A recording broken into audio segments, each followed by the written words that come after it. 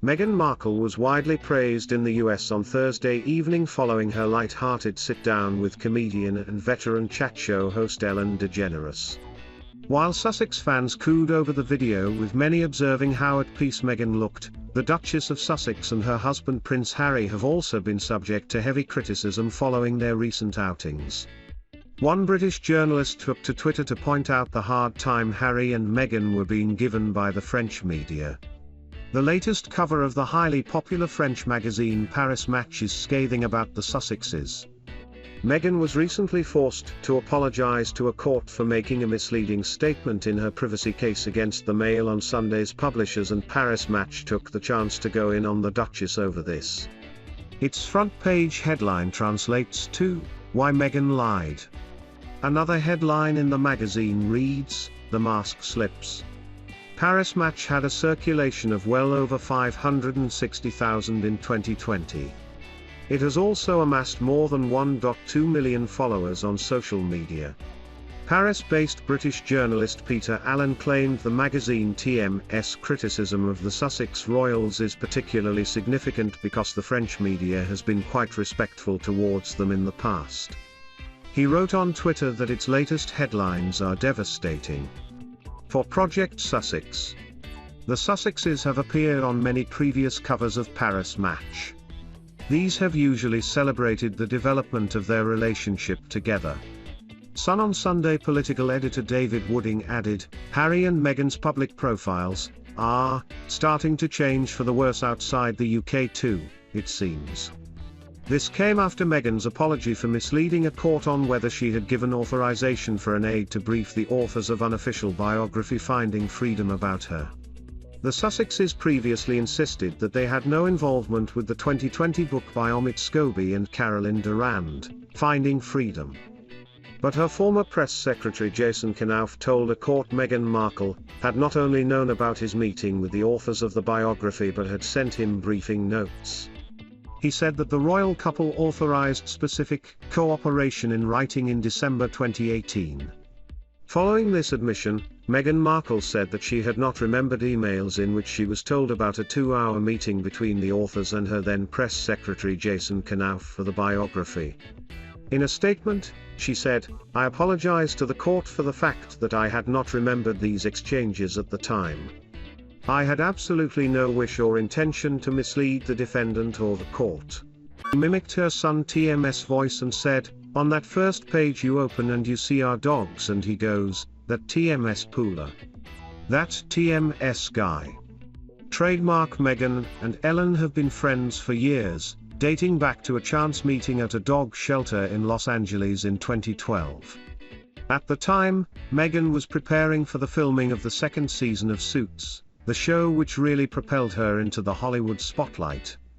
Meghan has an adopt, not shop philosophy when it comes to pets. After marrying her former husband Trevor Engelson, the pair headed off to an LA pet adoption agency. 2 puppies stood out immediately, a black one and a golden one, both just 6 weeks old and had just been rescued. Meghan was sitting with the 2 puppies when Ellen and Portia de Rossi walked in. Speaking to Best Health in 2016, Meghan recalled, "Now I don't TMT know her, but Ellen goes, 'Is that your dog?' Trademark, and I said no trademark, and she TMS like, 'You have to take that dog trademark.' I said, 'Well, I TMM deciding trademark,' and she TMS like, 'Rescue the dog trademark.' It TMS sort of like if Oprah tells you to do something." Ellen was not finished there, however. Meghan recalled, "I TMM sitting there holding him and she TMS like, 'Have you thought of a name for him yet?' Trademark, and I said, 'Well, I think I TMD name him Bogart trademark,' and she TMS like, 'You TM re taking the dog home trademark.'" Ellen left the shop to get into her car, but quickly returned to tap on the glass window of the shop, and yelled, "Take the dog." Meghan said, "And so I brought him home. Because Ellen told me to." Meghan adopted the golden puppy, while a man called David Branson Smith took the black one. She later contacted Mr. Smith, after wondering whether the dogs would recognize each other. They organized a reunion on a beach in Malibu. Sally Bedell-Smith, Mr. Smith, TMS mother and Princess Diana and Prince Charles trademark biographer, said Otto, the black dog, jumped out of the car and charged towards Bogart. They played together for more than an hour but never met up again.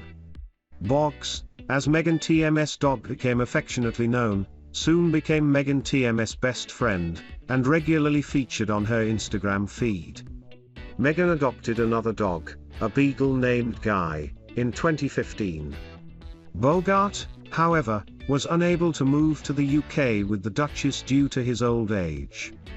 Guy did accompany her and made himself right at home. Meghan and Harry later adopted Poola, a black Labrador, shortly after their wedding. Meghan stayed in touch with Ellen and they have remained friends ever since. An insider told the Daily Mail last year, Meghan adores Ellen and loves the fact that she and Portia are huge animal lovers. She said they have stayed in touch since meeting in person and have become close.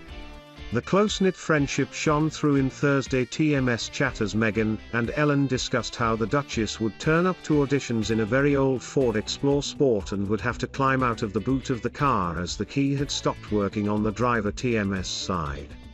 Images released by the palace on Thursday afternoon, Queen Elizabeth II appeared on screen for another virtual audience from Windsor Castle, where she is in residence. The occasion marked the second time Her Majesty, 95, has been seen since spraining her back. The sovereign welcomed the Vietnamese ambassador Win Hoang Long, who was at Buckingham Palace, via video link on Thursday. During the audience, the ambassador presented his credentials and the letters of recall of his predecessor. The ambassador was joined by his wife Wu Hong Giang for the occasion.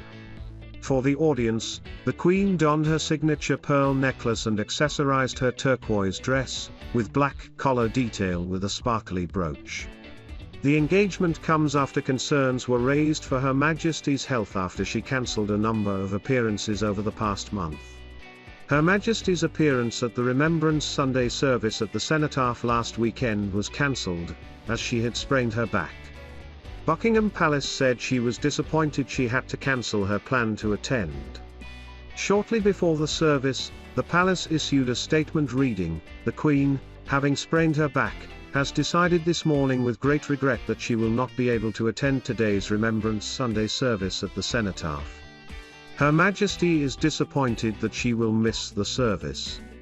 Her son Prince Charles, 73, laid a wreath at the service on her behalf. On Wednesday, the Queen returned to public duties after the cancellation by hosting General Sir Nick Carter at Windsor Castle. She greeted the most senior military officer in the Oak Room of the castle and donned an autumnal floral dress for the occasion. The meeting was to acknowledge General Sir Nick's step down from his role as the professional head of the armed forces. In recent weeks, Her Majesty missed the General Synod service and opening session and the annual Festival of Remembrance. She has cancelled trips to Northern Ireland and Glasgow. He said the Queen is all right, but once you get to 95 it TMS not quite as easy as it used to be. More to follow. Speaking from Jordan, Prince Charles commented that the Queen, 95, is all right, thank you very much. He told Sky News royal correspondent Rhiannon Mills, "Once you get to 95, it's not quite as easy as it used to be." The oldest heir apparent in British history exclaimed, "It's bad enough at 73." Prince Charles and Camilla, Duchess of Cornwall, are currently in Jordan, hosted by Queen Rania, during a royal overseas tour. The Prince of Wales and Camilla arrived in Amman on Tuesday, and visited the ancient city of Gadara on Wednesday morning. They traveled to Qais, and were given vials of water from the river in which Jesus is believed to have been baptized. The Prince of Wales and the Duchess of Cornwall joined Jordanian Princess Dana Firas on the trip, who is a high-profile promoter of heritage site preservation. The princess questioned Prince Charles on his thoughts following the UN Climate Change Conference in Glasgow, which he opened with an impassioned speech. To this, Prince Charles replied that it was amazing, and had ended with quite a lot of success, I think. This royal tour is the first major trip undertaken by senior royals since the start of the COVID-19 pandemic. Prince Charles's trip and his comments come as his mother, the Queen, holds her first audience for weeks at Windsor Castle. She welcomed General Sir Nick Carter, the outgoing Chief of Defence Staff, at her Berkshire home on Wednesday. Her Majesty did not attend the Remembrance Sunday service at the cenotaph after injuring her back just before the event. A statement from Buckingham Palace said that the Queen was disappointed to miss the service, but, having sprained her back, she has decided this morning with great regret that she will not be able to attend today's Remembrance Sunday service at the cenotaph.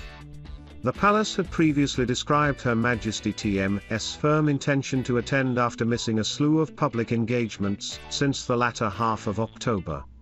The Queen spent a night in hospital in central London on October 20, but returned home to Windsor Castle promptly after preliminary tests. It was her first overnight stint in hospital in 8 years.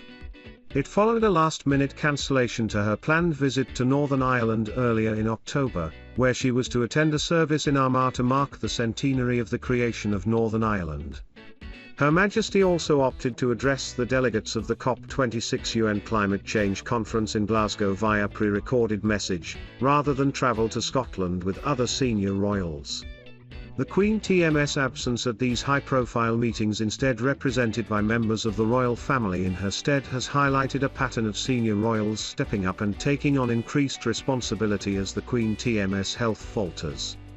Prince Charles, the heir apparent, is one of these prominent working royals who is shouldering more of the royal responsibilities as the Queen ages.